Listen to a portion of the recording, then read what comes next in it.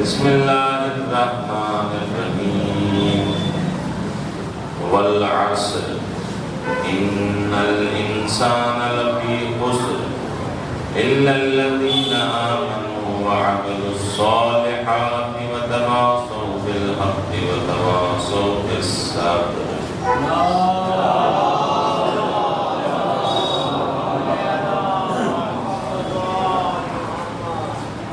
برادران عزیز و بزرگان حضرات، معزز سامعین کرام، ذویل احترام، روزگاران مظلوم کربلا، قرآن مجید کے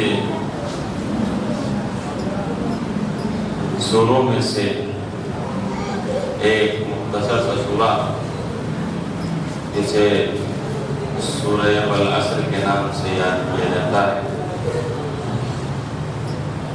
اس کو تلاوت کرنے کا شرف حاصل کیا۔ اس سورے میں خالق کائنات، خالق ارض و سما، صمد الذات، خلاق العالم ارشاد فرما رہا ہے والعصر، عصر کی قسم، ان الانسان لفی خسر، بے شک انسان خسارے میں، گھاٹے میں، نقصان میں، الا الذین آمنوا وعملوا الصالحات، لیکن جو انسانوں میں صاحبان ایمان ہیں اور عمل صالح انجام دیتے ہیں، وتواصوا بالحق وتواصوا بالصبر، حق کی وصیت کرتے ہیں اور صبر کی وصیت کرتے ہیں، وہ خسارے میں نہیں، وہ گھاٹے میں نہیں۔ خالق دو عالم نے اس کائنات میں نہ جانے کتنی چیزوں کو خلق فرمایا، کچھ جمادات ہیں، کچھ حیوانات ہیں، کچھ نباتات ہیں اور کچھ انسان۔ انسان کو اشرف المخلوقات بنایا، انسان کو مکرم بنایا، انسان کو محترم بنایا، لیکن جس سورے کی تلاوت کی گئی ہے اس میں بتایا گیا ہے کہ انسانوں میں سے سارے انسان فائدے میں نہیں ہیں، نقصان میں بھی ہیں اور فائدے میں بھی ہیں، بلکہ اکثریت ایسی ہے جو نقصان میں ہے، اور جو فائدے میں ہیں ان کی تعداد کم۔ صاحبان ایمان، عمل صالح انجام دینے والے، حق اور صبر کی وصیت کرنے والے نقصان میں نہیں ہیں۔ اب جب انسان سے متعلق بات ہے تو انسان یہ چاہتا ہے چاہے دنیاوی معاملات ہوں یا دینی معاملات ہوں کہ اسے فائدہ ہو، اسے نقصان نہ ہو، اسے خسارہ نہ ہو، اسے منافع ہو۔ تو انسان نقصان سے بچنے کے لیے، خسارے سے بچنے کے لیے دنیاوی معاملات میں جدوجہد کرتا ہے، کاوش کرتا ہے، کوشش کرتا ہے، محنت کرتا ہے، مشقت کرتا ہے۔ جب دنیاوی معاملات میں انسان کاوش کرتا ہے، محنت اور جدوجہد کرتا ہے، تو پھر اس کے لیے ضروری ہے کہ دنیاوی معاملات میں بھی یہ کاوش کرے، کوشش کرے، جدوجہد کرے۔ دنیاوی معاملات اور دینی معاملات یہ دو طرح کے۔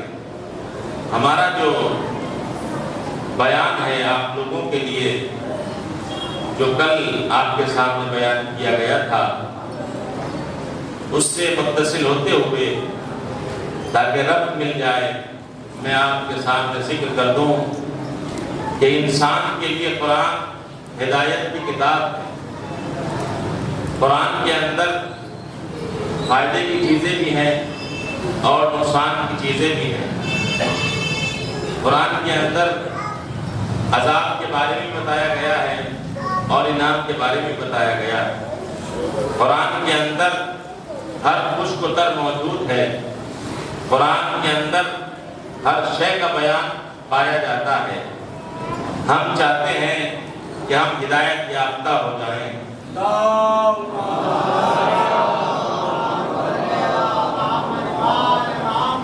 ہماری کوشش یہ ہے کہ ہم نجات یافتہ ہو جائیں۔ ہم یہ چاہتے ہیں کہ عذاب سے محفوظ ہو جائیں۔ ہم یہ چاہتے ہیں کہ انعامات پروردگار ہم کو مل جائیں۔ ہم یہ چاہتے ہیں کہ جہنم سے محفوظ ہو جائیں۔ ہم یہ چاہتے ہیں کہ سہولت کے مقام جنت کو حاصل کر لیں۔ ہماری کاوش، ہماری کوشش، ہماری جدوجہد یہی ہے کہ ہمیں خطرات سے دوچار ہونا نہ پڑے، ہمیں مشقتیں اٹھانا نہ پڑے، ہمیں تکلیفیں اٹھانا نہ پڑے، ہمیں مصیبتیں اٹھانا نہ پڑے، بلکہ ہم چاہتے ہیں کہ ہمیں آرام ملے، ہمیں سہولت ملے، ہمیں آسانی ملے، ہمیں آسائش ملے، ہمیں جنت ملے۔ لہذا جنت میں جانے کے لیے، انعام پروردگار حاصل کرنے کے لیے ہمیں قرآن مجید کا مطالعہ کرنا پڑے گا، ہمیں قرآن مجید کے اندر غور و فکر کرنا پڑے گا، کیونکہ قرآن بتاتا ہے کہ ایسی بھی قومیں گزری ہیں کہ جن پہ اللہ نے انعام بھی نازل کیا ہے اور جن کے اوپر عذاب بھی نازل کیا ہے۔ تو اگر ہم عذاب سے بچنا چاہتے ہیں، خطرات سے بچنا چاہتے ہیں، تو ہماری ذمہ داری یہ ہے کہ ہم اسباب عذاب کو جانیں۔ جس سبب سے عذاب نازل ہوئے ہیں ہم اس سے واقف ہو جائیں، تاکہ ہمیں عذاب میں مبتلا نہ ہونا پڑے، ہمیں سزا نہ ملے، ہمیں دکھ اور تکلیفیں برداشت کرنا نہ پڑے۔ لہذا عذاب سے بچنے کے لیے اسباب عذاب کا جاننا ضروری ہے۔ اسباب عذاب پروردگار عالم نے قرآن مجید میں قوموں کا تذکرہ کیا کہ جن پر عذاب نازل ہوا۔ قوم عاد وہ قوم ہے جس پر عذاب پروردگار آیا، قوم سمود وہ قوم ہے کہ جس پر عذاب پروردگار نازل ہوا، قوم بنی اسرائیل وہ قوم ہے کہ جس کے اوپر عذاب پروردگار آیا، قوم نوح وہ قوم ہے کہ جس پر عذاب پروردگار آیا، قوم لوط وہ قوم ہے کہ جس پر عذاب پروردگار آیا۔ اب ہماری ذمہ داری یہ ہے کہ ہم یہ جانیں، یہ جستجو کریں، یہ تحقیق کریں، یہ پتہ کریں کہ قوم نوح پہ عذاب آنے کے اسباب کیا ہیں، قوم عاد پر عذاب آنے کے اسباب کیا ہیں، قوم سمود پر عذاب آنے کے اسباب کیا ہیں، قوم لوط پر عذاب آنے کے اسباب کیا ہیں، قوم بنی اسرائیل پر عذاب آنے کے اسباب کیا ہیں۔ ان تمام اسباب میں سے ایک سبب کلام کے سامنے ذکر کیا تھا، خدا پسندی کے مقابلے میں خود پسندی سبب عذاب ہے۔ اگر انسان خدا پسندی کے مقابلے میں خود پسندی کو اختیار کرے گا تو پھر عذاب سے محفوظ نہیں رہ سکتے، عذاب میں مبتلا ہو جاؤ گے، تکلیفوں میں گر جاؤ گے، اذیتوں میں مبتلا ہو جاؤ گے۔ تو ہماری ذمہ داری یہ ہے کہ ہم خود پسندی سے اپنے آپ کو بچائیں، خود پسندی سے ہم اپنے آپ کو محفوظ کر لیں۔ یہ خود پسندی کیا ہے اور خدا پسندی کیا ہے، اس کا فرق کلام کے سامنے بتایا تھا۔ یاد دہانی کے لیے پھر کہہ دوں کہ آدم کے لیے حکم آیا کہ سجدہ کرو، ملائکہ نے سجدہ کیا، یہ خدا پسندی ہے۔ ابلیس نے انکار کر دیا، یہ خود پسندی۔ قوم نوح کے سلسلے میں عذاب آیا تو اللہ نے کہا کشتی نجات پہ سوار ہو جاؤ، تو جو کشتی نجات پہ سوار ہوئے، یہ سوار ہونا خدا پسندی ہے، اور پہاڑ پہ چڑھ جانا، یہ کہہ کہ ہم وہاں جان بچا لیں گے، یہ خود پسندی ہے۔ جناب موسیٰ کے سلسلے میں یہ مسئلہ درپیش آیا کہ جناب موسیٰ نے اپنے وزیر کے عنوان سے جناب ہارون کو پیش کیا، یہ پیش ہونا، اسے ماننا خدا پسندی ہے، اور موسیٰ کے وزیر کے مقابلے میں بچڑے کی اطاعت کر لینا خود پسندی ہے۔ جناب عیسیٰ کو اللہ کا نبی ماننا خدا پسندی ہے، اور اللہ کا بیٹا ماننا خود پسندی ہے۔ آخری پیغمبر کو اللہ کا نور ماننا خدا پسندی ہے، اپنے جیسا ماننا خود پسندی ہے۔ بھائی غدیر میں علی کو مولا ماننا خدا پسندی ہے، سقیفہ والوں کا ماننا خود پسندی ہے۔ لہذا یہ فرق میں نے آپ کے سامنے کل بیان کیا تھا اور یہ بھی بتایا تھا کہ تمام اقوام میں سب سے زیادہ قوم موسیٰ پر ثواب بھی نازل ہوا، یعنی انعام بھی نازل ہوا اور عذاب بھی نازل ہوا۔ تو جو عذاب نازل ہوا وہ ایک سبب یہ تھا کہ جناب موسیٰ کی قوم میں خود پسندی بہت زیادہ تھی۔ اللہ چاہ رہا تھا کہ من و سلوہ ان کی خوراک بنے، یہ چاہ رہے تھے کہ نہیں ہمیں زمین سے ہم غذا کو اگائیں۔ اللہ چاہ رہا تھا کہ ایک چشمے سے یہ پانی پئیں، لیکن یہ چاہ رہے تھے کہ الگ الگ چشمے ان کے لیے جاری کیے جائیں۔ اللہ چاہ رہا تھا دریائے نیل میں ایک راستے سے سب گزر جائیں، لیکن یہ چاہ رہے تھے کہ الگ الگ راستے بنائے جائیں۔ یہی سلسلہ چلتے چلتے یہاں تک پہنچا تھا کہ اللہ نے جناب موسیٰ کو کوہ طور پہ بلایا۔ تو جب بلایا تو موسیٰ نے کہا پروردگارا یہ میری قوم ہے، یہ کہتی ہے کہ اللہ کا کلام تو بس آپ ہی سنتے ہو، آپ کلیم اللہ ہو، بھائی لہجہ پروردگار تو آپ سنتے ہو، ہم بھی چاہتے ہیں کہ اللہ کے کلام کو سنیں۔ اللہ ضرورت میں اپنی آواز کو پیدا کرتا ہے، لہجہ پروردگار کیا ہے، طرز تکلم خداوندی کیا ہے، بھائی ہم بھی سننا چاہتے ہیں۔ اللہ نے کہا ٹھیک ہے لے آؤ۔ جب اللہ نے کہا لے آؤ تو تاریخ یہ کہتی ہے کہ جناب موسیٰ کی قوم کی جو تعداد تھی وہ 7 لاکھ تھی۔ جب 7 لاکھ کو لے کے چلے تو اللہ نے کیا کہا موسیٰ انہیں چھانٹ لو، انہیں کم کر لو۔ تو 7 لاکھ میں سے جب چھانٹے گئے تو 70,000 نکل کے آئے، کہ 70,000 جائیں گے۔ جب 70,000 کا مسئلہ آیا جانے کا، اللہ نے کہا موسیٰ ذرا انہیں بھی چھانٹ لیا جائے، ان میں سے بھی چن لیا جائے۔ 70,000 میں سے جب چنے گئے تو 700 نکل کے آئے۔ جب 700 کا عدد سامنے آیا اور یہ آمادہ ہوئے جانے کے لیے تو اللہ نے کہا موسیٰ ان میں سے بھی چن لو۔ لہذا موسیٰ نے 700 میں سے 70 کو چن لیا۔ تاریخ یہ کہتی ہے کہ جب موسیٰ نے ان کو چن لیا تو لے کر کہاں گئے؟ کوہ طور پہ آئے، اور جب کوہ طور پہ آئے تو اللہ نے اپنی آواز درخت میں پیدا کی۔ جناب موسیٰ نے بھی آواز کو سنا اور قوم موسیٰ نے بھی جو چن کے آئے تھے، جو چھٹ کے آئے تھے، انہوں نے بھی سنا۔ جب سن لیا تو سن کے کہتے ہیں کہ جب ہم نے آواز کو سن لیا ہے تو اب ہم چاہتے ہیں کہ اس کو دیکھیں بھی۔ اب کیا کہتے ہیں کہ دیکھیں بھی؟ عجیب مرحلہ ہے۔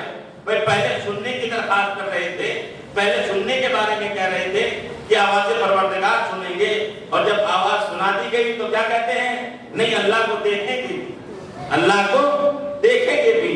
لہذا آپ کے سامنے کل بتایا گیا تھا کہ غدیر میں اور کوہ طور میں یہ فرق تھا کہ کوہ طور پر جب مجمع کو بلایا گیا آواز سنانے کے لیے تو مجمع کو گھٹایا جا رہا تھا، اور غدیر میں جب ولایت کا اعلان کرنا تھا تو مجمع کو بڑھایا جا رہا تھا۔ تاریخ یہ کہتی ہے کہ ادھر مجمع گھٹایا جا رہا ہے، ادھر بڑھایا جا رہا ہے۔ مسئلہ کیا ہے؟ مرحلہ کیا ہے؟ اے میرے معبود تو چاہتا کیا ہے؟ تو سمجھانا کیا چاہتا ہے؟ تو کیا نصیحت کرنا چاہتا ہے؟ تو کیا بتانا چاہتا ہے؟ تو عجب نہیں اللہ کہے کہ دیکھو 7 لاکھ کی تعداد ہے بنی اسرائیل کی، بنی اسرائیل کی 7 لاکھ کی تعداد ہے، لہذا یہ کلام سننا چاہتے ہیں، لہذا انہیں چنا، ان میں سے چنو۔ اللہ نے کس سے کہا؟ موسیٰ سے کہا ان میں سے چنو۔ لہذا 7 لاکھ میں سے 70,000 چنے گئے، 70,000 میں سے 700 چنے گئے، 700 میں سے 70 چنے گئے۔ یہ سلسلہ جب چلا تو گھٹتا چلا۔ موسیٰ کون ہیں؟ اللہ کے نبی ہیں۔ موسیٰ کون ہیں؟ اللہ کے رسول ہیں۔ موسیٰ کون ہیں؟ اولو العزم پیغمبروں میں سے ایک پیغمبر ہیں۔ موسیٰ کون ہیں؟ کلیم اللہ ہیں۔ موسیٰ کون ہیں؟ معصوم ہیں۔ میرے معبود مرحلہ کیا ہے؟ مجمع کو گھٹایا جا رہا ہے اور کہا جا رہا ہے موسیٰ ان میں سے اور چنو، ان میں سے اور چنو، ان میں سے اور چنو۔ اے میرے معبود آخر مرحلہ کیا ہے؟ مسئلہ کیا ہے؟ سمجھانا کیا چاہتا ہے؟ اللہ کہتا ہے کہ میں تمہیں سمجھانا یہ چاہ رہا ہوں کہ جب اگر معصوم بھی کسی کو چن کے لائے کیفیت یہ ہوتی ہے جو تمہارے دیکھنے میں آ رہی ہے، یعنی سننے کے لیے آئے تھے، دیکھنے کی بات کر رہے ہیں۔ چنا کس نے؟ بھائی نبی نے چنا، رسول نے چنا، پیغمبر نے چنا، کلیم اللہ نے چنا، معصوم نے چنا۔ بتانا اللہ یہ چاہتا ہے کہ اگر معصوم بھی چن کر لے کر آتا ہے تو خود پسند نکل کے سامنے آ جاتے ہیں، اور جنہیں صحیفہ میں چن کے پیش کیا جائے پھر ان کی کیفیت کا کیا عالم ہوگا۔ صلوات پڑھے گا محمد والے۔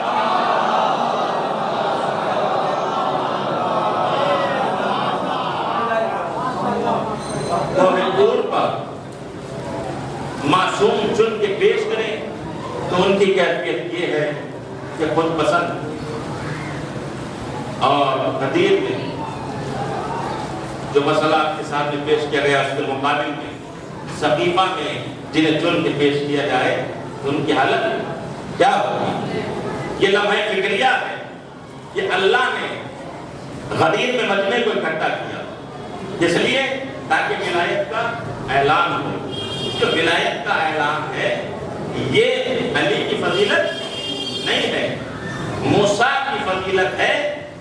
کلام الہی کا سننا، کلیم اللہ ہونا موسیٰ کی فضیلت ہے، لیکن ولایت کا مسئلہ علی کی فضیلت نہیں ہے۔ میں نے بتایا تھا کائنات کی ضرورت ہے، ولایت کائنات کی ضرورت۔ ایک صلوات پڑھتے ہیں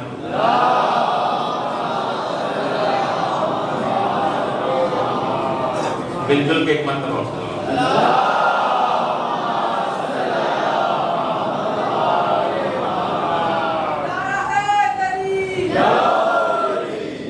ولایت علی کی فضیلت نہیں ہے بلکہ کائنات کی ضرورت ہے۔ ضرورت اس لیے ہے جس کو رسول نے بھی واضح کیا ہے اور خدا نے بھی واضح کیا ہے۔ خدا نے کیسے واضح کیا؟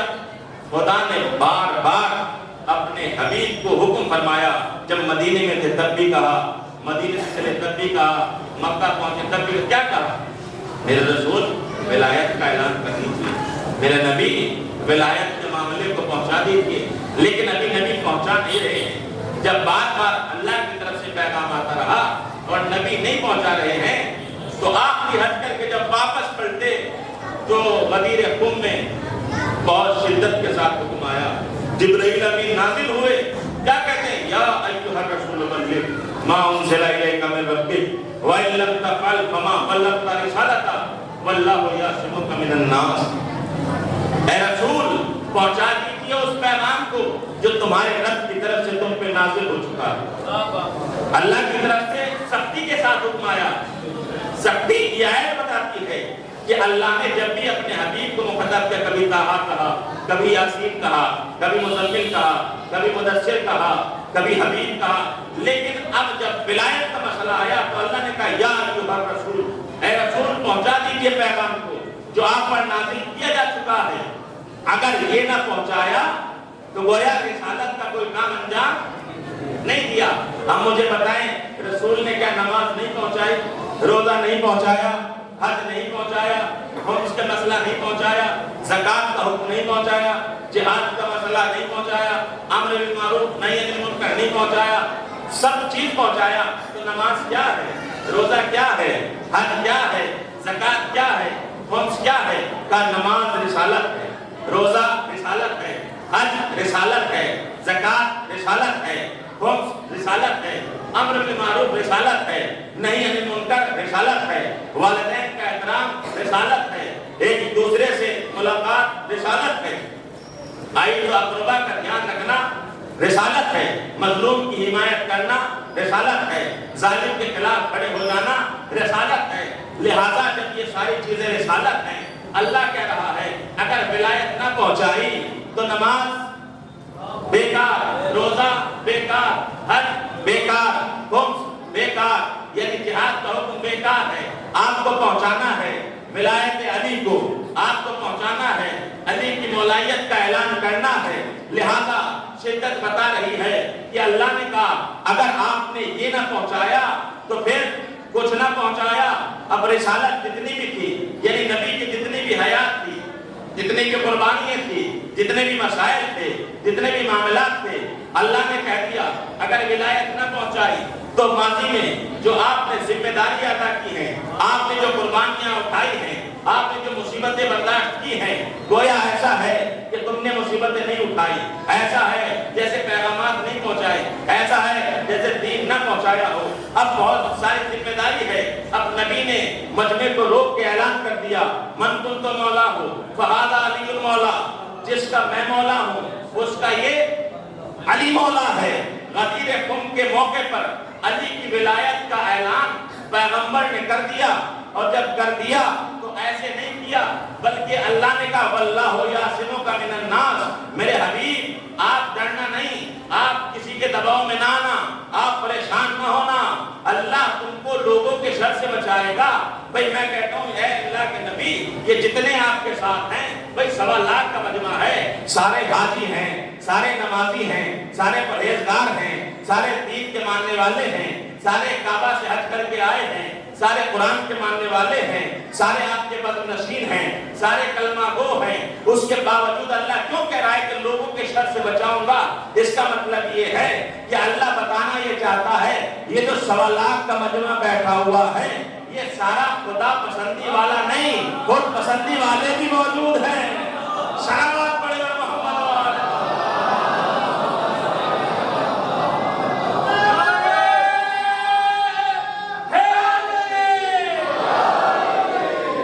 یہ جتنے بیٹھے ہوئے ہیں یہ سارے خدا پسندی والے نہیں ہیں بلکہ ان میں خود پسندی والے بھی ہیں، کہ جو اللہ کے پسند کے سامنے اپنی پسند کو آگے رکھیں گے، اللہ کے حکم کے سامنے اپنے حکم کو آگے رکھیں گے، اللہ کے حکم کو نہ مان کر اپنے حکم کی لوگوں کے اوپر ذمہ داری کو ڈالیں گے۔ لہذا یہ مسئلہ ہے خدا پسندی اور خود پسندی کا۔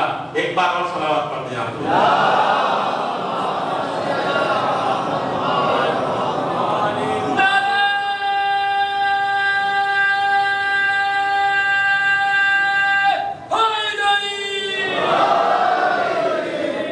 غدیر میں اللہ کے رسول نے ولایت کا اعلان کیا، جب ولایت کا اعلان کیا تو ولایت کے اعلان سے پتہ چلا کہ یہ ولایت کا اعلان علی کی فضیلت نہیں ہے، کائنات کی ضرورت کا نام ولایت ہے، کائنات کی ضرورت کا نام ولایت ہے۔ حالانکہ ولایت کی وجہ سے علی نہیں، ولایت کی وجہ سے علی نہیں بنا ہے، بلکہ ولی بن گئے یا علی کہنے والے، ولی بن گئے یا علی کہنے والے۔ ولایت تو ایک نظام ہے، یہ علی کی فضیلت کا مسئلہ نہیں ہے۔ ایک اور صلوات پڑھ دیں آپ لوگ۔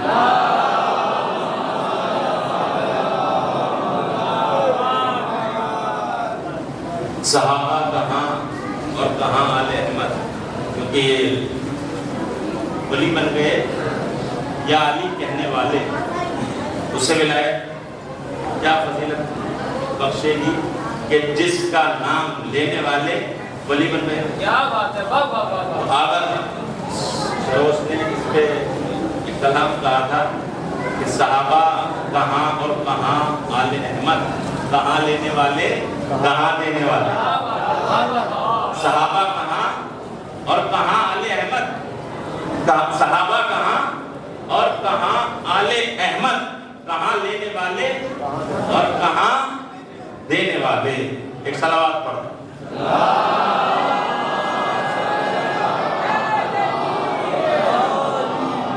ایک شعر اور یاد آ رہا ہے اسی کلام کا، تو وہ اور آپ کے سامنے بیان کر رہے ہیں کہ ولی بن گئے یا علی کہنے والے۔ اسی سلسلے سے آغا سروس کہتے ہیں کہ صحابہ کہاں اور کہاں آل احمد، کہاں لینے والے اور کہاں دینے والے، اب اٹھاتے نہیں کیوں نبی کا جنازہ۔ غور سے سنیے گا، ولی بن گئے یا علی کہنے والے، ولی بن گئے یا علی کہنے والے۔ اسی سے آغا سروس کہتے ہیں کہ صحابہ کہاں اور کہاں آل احمد، کہاں لینے والے اور کہاں دینے والے، اٹھاتے نہیں کیوں نبی کا جنازہ۔ کہاں مر گئے بیٹیاں دینے والے. صلوات پڑھتے پر محمد والے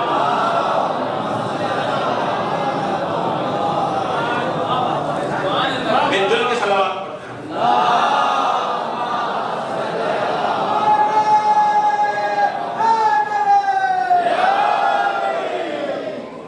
حقیقت تاریخ پیش کی ہے ان دو شعروں میں. بہرحال ولایت کائنات کی ضرورت کا نام.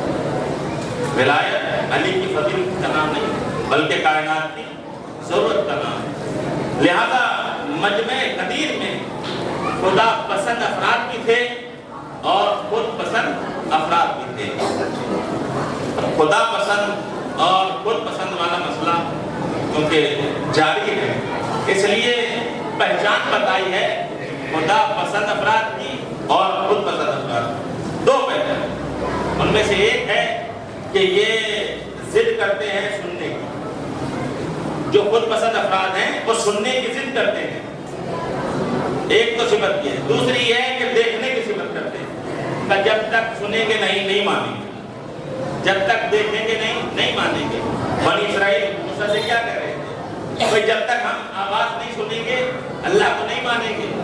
جب سنا دی آواز تو پھر کیا کہنے لگے کہ اللہ کو جب تک دیکھیں گے نہیں مانیں گے.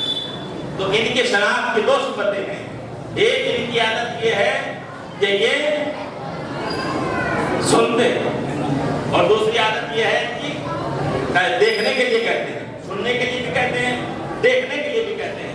اب یہ جو منظر گزرا ہے یہ ہماری نگاہوں کے سامنے ہے. کیا نبی کی نگاہ کے سامنے نہیں تھا؟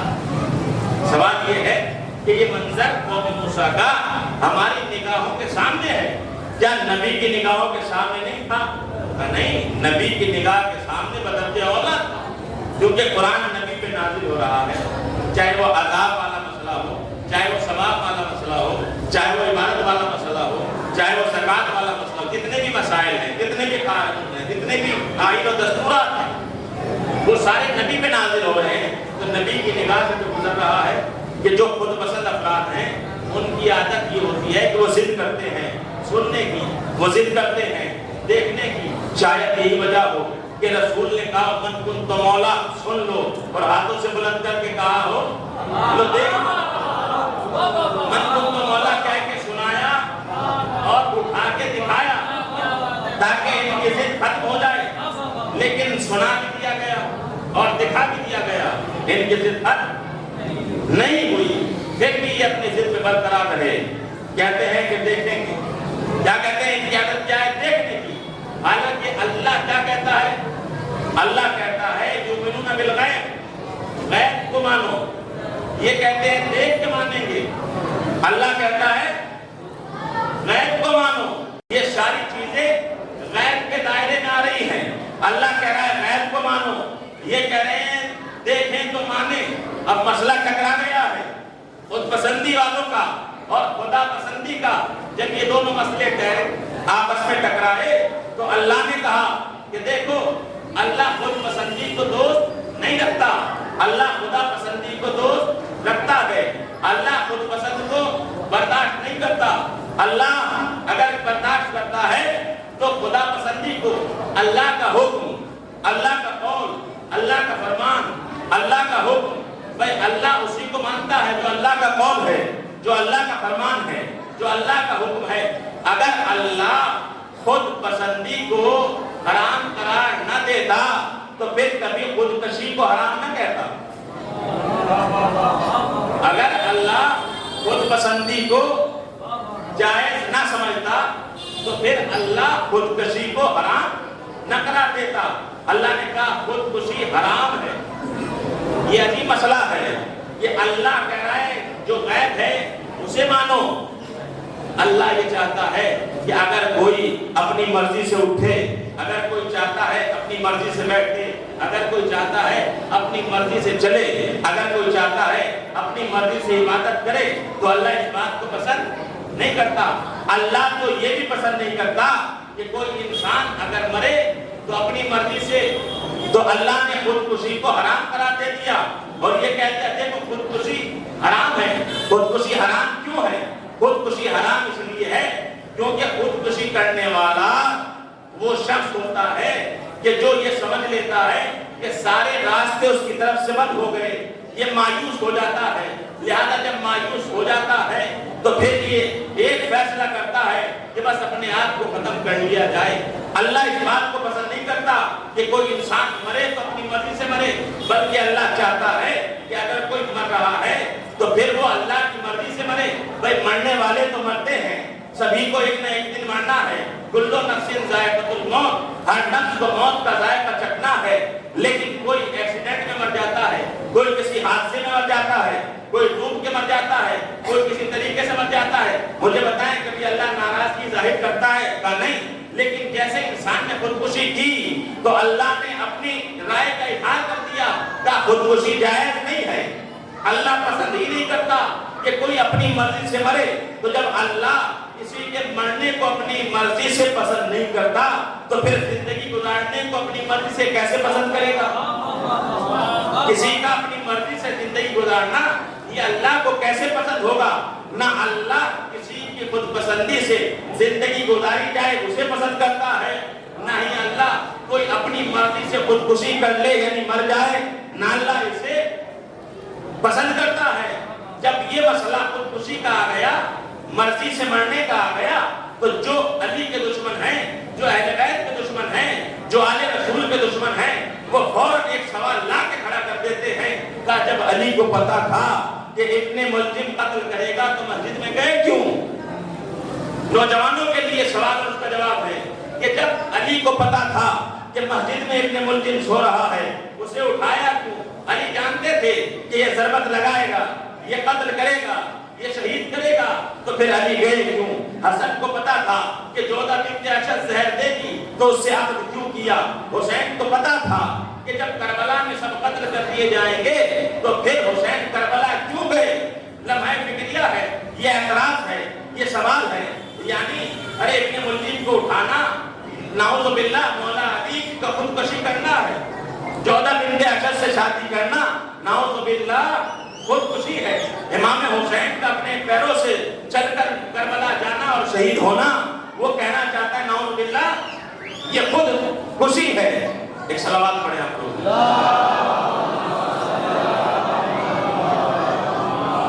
یہ بات سمجھ میں آ رہی ہے کیا؟ ایک اور صلوات۔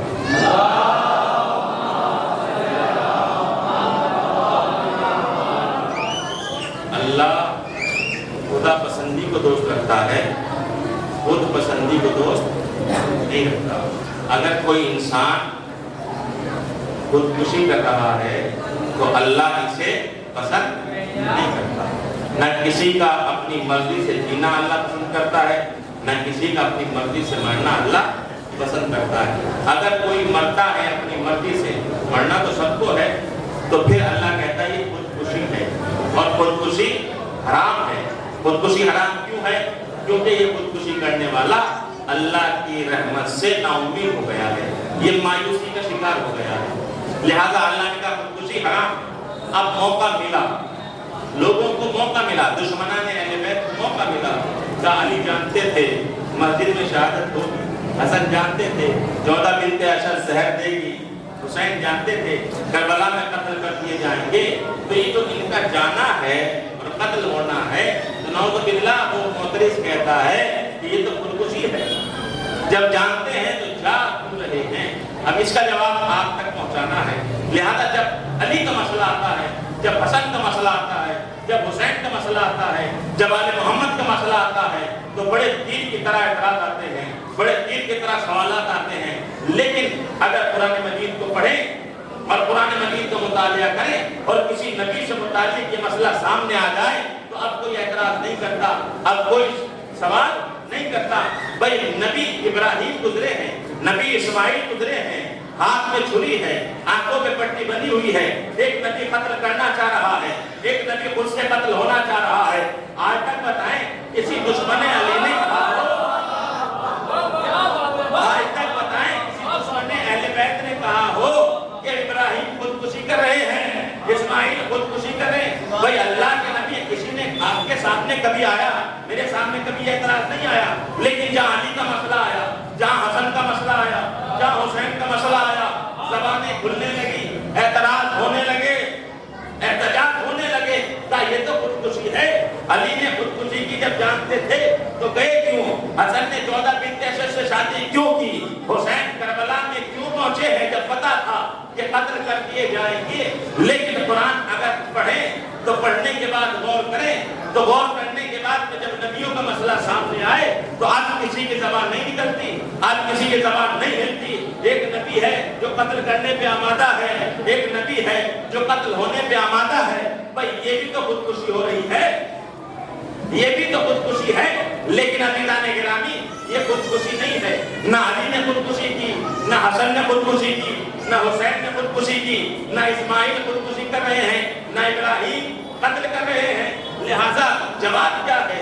مسئلہ تو ہے، مسئلے کا جواب کیا ہے؟ مسئلے کا جواب یہ ہے کہ جو ابراہیم اور اسماعیل کر رہے ہیں اسے خودکشی نہیں کہتے، اسے قربانی کہتے ہیں۔ کعبہ قربانی کیوں کہتے ہیں؟ کہا جو ابراہیم اسماعیل کو مینا کے میدان میں لے کے گئے ہیں وہ اپنی مرضی سے نہیں گئے ہیں، اللہ کی مرضی سے گئے ہیں۔ لہذا اللہ کی مرضی سے کسی کو قتل کرنا یا اپنے آپ قتل ہونا یہ خودکشی نہیں کہلاتا، قربانی کہلاتا ہے۔ صلوات پڑھے محمد وعلیہ۔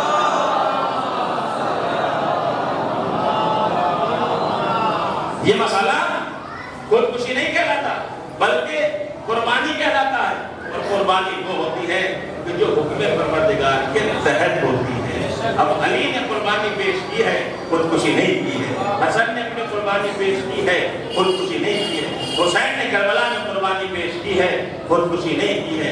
حسین جب چلے تھے تو بار بار سب کو بتاتے جا رہے تھے۔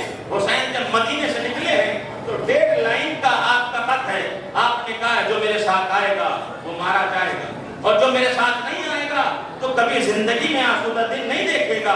حسین یہ کہہ کے چلے، یعنی مدینے والوں کو کہہ کے چلے ہیں۔ یہ 1.5 لائن کا امام کا خط ہے، یہ پیغام ہے مدینے والوں کے لیے۔ کہا میں جا رہا ہوں، میرے ساتھ آؤ، لیکن یاد رکھنا جو میرے ساتھ آئے گا وہ زندہ نہیں بچے گا، قتل کر دیا جائے گا، اور جو میرے ساتھ نہیں آئے گا تو جان لینا کہ زندگی میں کبھی آسودہ دن نہیں دیکھے گا۔ اب حسین مدینے سے چلے ہیں، مکہ پہنچے ہیں، تقریریں کی ہیں، خطبات بیان کیے ہیں، راہبی کے خطبے دیے، لیکن جو ساتھ میں تھے بتاتے گئے دیکھو ہم کربلا جا رہے ہیں، دیکھو ہمیں قتل کر دیا جائے گا، دیکھو ہمیں ذبح کر دیا جائے گا، دیکھو خیموں میں آگ لگ جائے گی، دیکھو اسیر کر دیا جائے گا، سب کو بیدار کرتے جا رہے ہیں۔ حسین نے کسی کو غفلت میں نہیں رکھا، حالانکہ حسین کہہ سکتے تھے کہ چلو کوفہ چل رہے ہیں، وہاں بیت المال ہے، لہذا پبلک چل دیتی بیت المال کی وجہ سے۔ ارے نواسے رسول کی ساتھ ساتھ جانا ہے، یہ تو ان کے ساتھ جانا عبادت ہے، یہ تو فرزند زہرا ہے، یہ تو فرزند رسول ہیں۔ لیکن فرزند رسول کھل کے بتا رہے ہیں جو جائے گا وہ مارا جائے گا، اور جو نہیں جائے گا وہ کبھی آسودہ دن نہیں دیکھے گا۔ اب حسین جب چلے ہیں تو چلنے والوں کی تعداد چھٹتی چلی گئی، کم ہوتی چلی گئی۔ جس کو مرنے کا یقین ہوتا چلا گیا وہ اپنی جان بچا کر نکلتا چلا گیا، لیکن جنہیں یقین حاصل تھا حسین کے اوپر اور اپنی موت کے اوپر، اپنے خدا کے اوپر، اللہ کے رسول کے اوپر، ملائکہ کے اوپر، انہوں نے حسین کا ساتھ نہیں چھوڑا۔ ہم ساتھ ساتھ رہیں گے، اگر کوئی آنچ آتی ہے تو سب سے پہلے ہم اپنے سینے کو آگاہ کریں گے، اگر کوئی تلوار آتی ہے تو اپنے گلے کو ہم پہلے پیش کریں گے، اگر کوئی تیر آتا ہے تو اپنے سینے کو ہم حاضر کریں گے۔ یہ کہتے کہتے چل رہے ہیں۔ تاریخ یہ کہتی ہے کہ مقام سالبیہ پر حسین پہنچ گئے۔ جب مقام سالبیہ پہ پہنچے ہیں تو تاریخ یہ کہتی ہے کہ جو بھی کوئی مسافر دکھتا تھا عباس سے کہتے تھے بھیا عباس ذرا آگے بڑھ کے دیکھو یہ آنے والا کہاں سے آ رہا ہے، یہ سفر کرنے والا کہاں سے آ رہا ہے، یہ مسافر کہاں سے آ رہا ہے۔ تاریخ کہتی ہے عباس جلدی سے آگے بڑھتے تھے، سوال کرتے تھے بھیا تم کہاں سے آئے ہو، تمہارا سفر کہاں سے شروع ہوا، کیا کہیں کوفہ سے تو نہیں آئے؟ اگر کوفہ سے آیا ہے تو میرا آقا طلب کر رہا ہے، فرزند رسول بلا رہا ہے۔ تاریخ یہ کہتی ہے کہ حسین پڑھتے چلے گئے، لیکن اثناء راہ میں ایک مرتبہ دیکھا گیا کہ کوفہ سے کوئی آیا ہے، تو ایک مرتبہ عباس کو کہا عباس دیکھو اس سے معلوم کرو یہ کہاں سے آیا ہے۔ عباس آگے بڑھے، کیا بھائی کوفے کا رہنے والا ہے، کیا تم کوفے سے سفر کرتے ہوئے آ رہے ہو؟ کہاں؟ کا کیا مسئلہ ہے؟ کہا میرے آقا تجھے طلب کر رہے ہیں، فرزند رسول بلا رہے ہیں۔ ایک مرتبہ جلدی سے آگے بڑھا اور پڑھنے کے بعد خدمت امام میں حاضر ہوا، امام کو سلام کیا، امام نے سلام کا جواب دیا۔ ایک مرتبہ کہتا ہے فرزند رسول میں آپ کو جانتا ہوں، میں آپ سے واقف ہوں، آپ نواز رسول ہیں، آپ زہرا کے لال ہیں، آپ علی کے لخت جگر ہیں، میں آپ سے واقف ہوں، جانتا ہوں، بتائیے کیا حکم ہے؟ کہا مجھے کوفے کے حالات سے مطلب کرو، مجھے میرے بھائی مسلم کی خبر بتلاؤ کہ خیر و عافیت سے ہے یا نہیں ہے۔ تاریخ یہ کہتی ہے، کہتا ہے مولا فرزند رسول ان کے سامنے نہیں بتانا چاہتا، ذرا تنہائی میں چلیے۔ حسین پشت خیمہ پہ لے کے گئے، حالانکہ امام نے کہا جو کچھ بتانا ہے ان کے سامنے بتاؤ، کوئی بات ان سے پوشیدہ نہیں ہے۔ حسین تو کہتے آ رہے تھے نا جو ہمارے ساتھ رہے گا قتل کر دیا جائے گا، بتاتے آ رہے تھے، لیکن پھر بھی وہ راضی نہ ہوا تو امام نے کہا تنہائی میں بتا دو۔ اب تنہائی میں کہتا ہے مولا جب کوفے سے چلا تھا تو میں نے یہ منظر دیکھا کہ مسلم اور ہانی کے پیروں میں رسیاں باندھ کر کوفے کی گلیوں میں گھسیٹا جا رہا ہے، اور منادی یہ ندا دے رہا ہے کہ اگر یزید کے خلاف کسی نے آواز کو بلند کیا تو جو حشر مسلم و ہانی کا ہوا اس کا بھی یہی حشر کر دیا جائے گا، گھروں میں آگ لگا دی جائے گی، اولاد کو قتل کر دیا جائے گا، اس کی ملکیت کو ضبط کر لیا جائے گا۔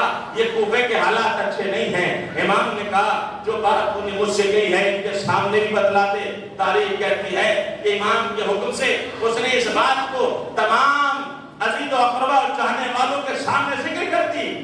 اب جب ذکر کی تو حسین نے کہا بتاؤ تمہاری رائے کیا ہے؟ تو اولاد عقیل آگے آگے کہتی ہے اے مولا جس راہ پہ مسلم چلے ہیں اس راہ پہ ہمیں بھی جانا ہے، جس راہ پہ مسلم شہید ہوئے ہیں اس راہ میں ہمیں بھی قربانی پیش کرنی ہے۔ امام نے ایک مرتبہ ان کے جوابات کو سنا، آپ اٹھے اور اٹھ کر کہاں گئے؟ ارے اس خیمے میں گئے جہاں مسلم کی زوجہ تھی، جہاں مسلم کے بچے تھے۔ ایک مرتبہ خیمے میں داخل ہوئے، مسلم کی ایک بچی ہے، بلایا، اپنے زانوں پر بٹھایا، سر پہ دست شفقت پھیرنے لگے۔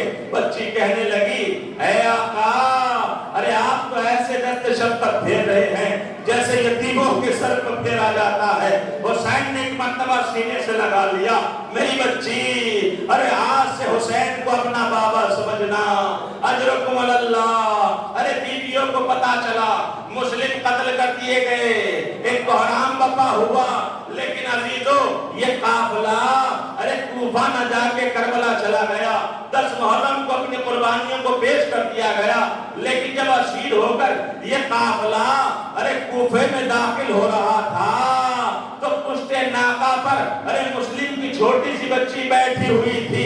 ایک مرتبہ اماں کے چہرے کی طرف دیکھ کے کہتی ہے اماں ارے مجھے اپنے بابا مسلم کی خوشبو محسوس ہو رہی ہے، ایسا لگ رہا ہے ہمارا بابا مسلم ارے یہیں قریب آس پاس ہے۔ ایک مرتبہ سلام کی آواز آئی، السلام علیکہ یا ابا عبداللہ۔ ارے زینب نے کہا سجاد اس عالم غربت میں سلام کرنے والا کون ہے؟ سجاد نے کہا بھبی اماں یہ اور کوئی نہیں، ارے چچا مسلم ہے، ارے کوفے کے دروازے پر سر مسلم لٹکا ہوا ہے جس کے دہن سے سلام کی آواز آ رہی ہے۔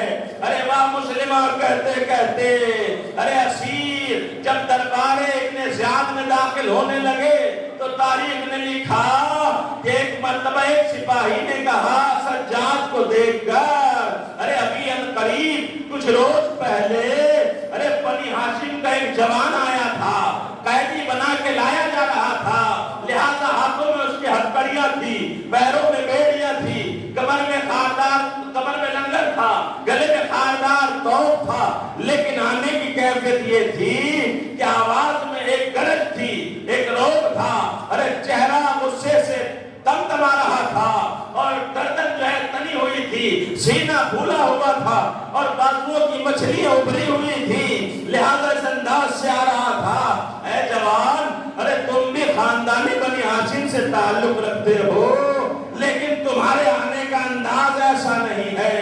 ہاتھوں میں سجاد کے بھی ہتھکڑیاں تھی، ارے پیروں میں بیڑیاں تھی، گلے میں خاردار توپ تھا، کمر میں لنگر تھا، لیکن سر جھکا ہوا تھا۔ ارے ایک مرتبہ سجاد نے اپنے سر کو بلند کیا بولا کہا اے سپاہی ارے تو نے انصاف نہیں کیا، تو نے صحیح کا خاندان بنی ہاشم سے تعلق رکھنے والا جو آیا تھا قیدی بن کر وہ میرا چچا مسلم تھا، لیکن تو نے انصاف نہیں کیا۔ کہا کیا انصاف نہیں کیا؟ کہا تو کہہ رہا ہے کہ وہ بھی آیا تھا، اس کے آنے کا انداز یہ تھا، لیکن تم بھی جڑیل جوان ہو، ارے تم بھی آ رہے ہو، لیکن چہرہ پر مردہ ہے، سر جھکا ہوا ہے، یہ انداز تمہارے آنے کا ہے، وجہ کیا ہے؟ ایک مرتبہ سجاد کہتے ہیں تو نے انصاف نہیں کیا۔ کہا انصاف نہیں کیا تو بتائیے۔ کہا جب میرا چچا آیا تھا تو ساتھ میں مائیں اور بہنیں نہیں تھی، ارے میں آیا ہوں، ارے بے کجاوا اونٹوں پر زینب جیسی پھوپھی موجود ہے، کلثوم جیسی پھوپھی موجود ہے، رباب جیسی ماں موجود ہے، ارے نبی زادیاں بے مقنع چادر موجود ہیں، ارے اسیر آ رہے ہیں، ارے میں کس انداز سے آؤں، ارے چہرہ اٹھا کے آؤں یا چہرہ جھکا کے آؤں؟ اے سپاہی اگر میں مسلم کی جگہ ہوتا تو جو کیفیت اور صفات تو نے بیان کیے ہیں اس سے کہیں زیادہ وہ صفتیں تو میرے اندر پاتا، لیکن کیا کروں، ارے نامحرموں کا مجمع ہے، نبی کی بیٹیاں ہیں، بے مقنع و چادر ہے، یہ قافلہ یہ کارواں اسیروں کا ارے دربار میں داخل ہو گیا۔ جب دربار میں پہنچے تو ابن زیاد نے مختار کو طلب کر لیا، مختار حاضر ہوئے تو کہا مختار ارے حسین سے ملاقات کرنا چاہتے ہو، حسین سے ملنا چاہتے ہو؟ تو ایک مرتبہ مختار کہتے ہیں اس نجیب دربار میں میرے آقا کا کیا کام؟ ایک مرتبہ تشت میں سر رکھا ہوا تھا، اوپر سے کپڑا ہٹایا، اب جو مختار نے غور سے دیکھا ارے فرزند زہرا کا سر ہے۔ ایک مرتبہ جلال میں آ کر ایک سپاہی کی تلوار کو چھینا چاہا کہ ابن زیاد کو حملہ کریں، ارے پیچھے سے ایک نحیف سی آواز آئی چچا مختار ارے ذرا صبر کرو، اے چچا ذرا صبر کرو۔ اب جو مڑ کے دیکھا تو سجاد نظر آئے، کا مسئلہ کیا ہے؟ کون؟ علی ابن الحسین، اپنی نگاہوں کو مختار نیچا کر لے، میری مائیں، میری پھوپھییں، میری بہنیں بے مقنع چادر۔ ابن زیاد